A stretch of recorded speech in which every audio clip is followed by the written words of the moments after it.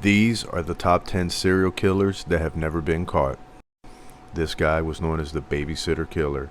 He was known that way because during his crime spree, he killed 4 kids, and before murdering them, he would bathe them and comb their hair. Sick.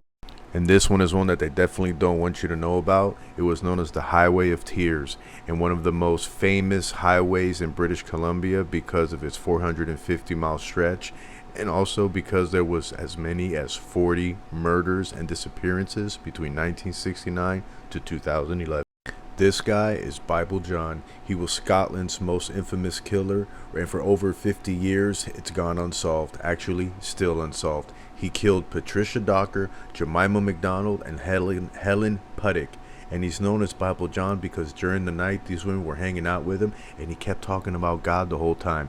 They even went as far as sharing a cab with him. Unfortunately, he remains at large, and no one has been able to identify him up to this day.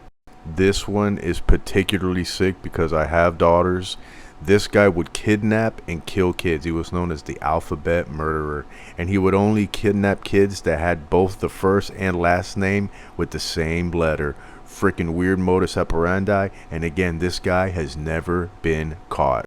Alright, this next one is crazy. There's even pictures of this dude. He was known as the West Mesa Bone Collector.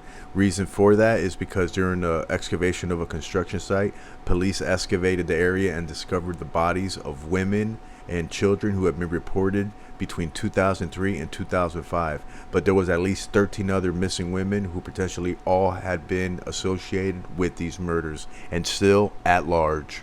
Alright, this next one, there's really no info on it. He was known as the Servant Girl Annihilator, and he basically would have hired help come to his house, and he would kill them. The bodies would be found in the middle of the street.